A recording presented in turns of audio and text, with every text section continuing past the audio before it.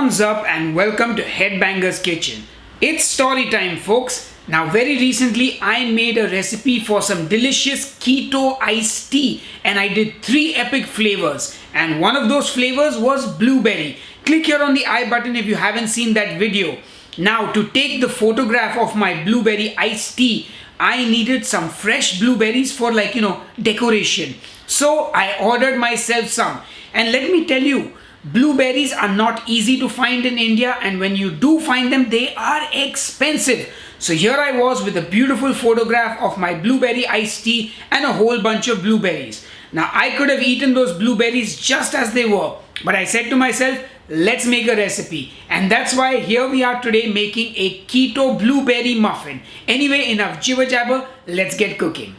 We're going to start by preheating our oven to 200 degrees Celsius or 400 degrees Fahrenheit.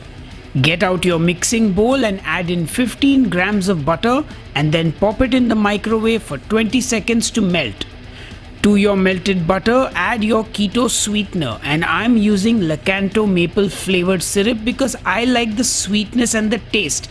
But if you don't have this, you can use 1 tablespoon of powdered erythritol or any 1:1 keto sugar substitute. Next, I add in half a teaspoon of vanilla extract. Then I crack in 1 egg and give everything a good mix so that it's all well combined. These are our wet ingredients, and now in goes the dry stuff. In goes 30 grams of almond flour, and this almond flour is made with the skins and that's why it looks a little different. Then I add in my baking powder and also some cinnamon powder. Then I give everything a good mix once again.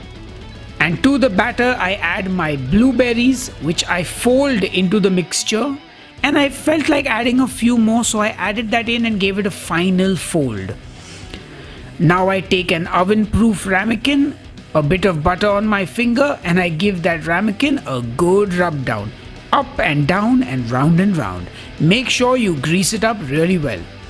Then I pour that blueberry muffin batter into the ramekin. And now for good luck and hopefully visual appeal as well, I will place 3 blueberries on top.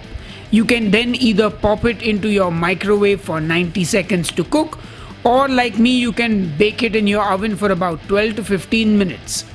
And after about 13 minutes, mine is done and ready. And I don't know about you, but I'm seeing like a face on my muffin, with the blueberries being like the eyes. And it's a face I want to eat, which is a bit disturbing. Anyway, that's our single serve blueberry muffin done and ready. And as you can see, I've added some fresh blueberries on top and dusted it with some powdered erythritol for a beautiful snowy look. So if you need a quick breakfast or a snack, this is perfect. It can also be a dessert. Anyway, enough jibber jabber, time to taste. But first I got to break into that and show you the cross section of this muffin, friends, as I always do. And oh yeah, that looks pretty good. And just look at those cool colors where the blueberries have burst and cooked and soaked into the muffin. Yummy. Anyway, now let's actually taste it. Alright folks, so it's time to taste the blueberry muffin, which if you think about it could also be a mug cake. So I need to ask you a question. What's the difference between a muffin and a mug cake? Let me know in the comments and I'm going to dig in now.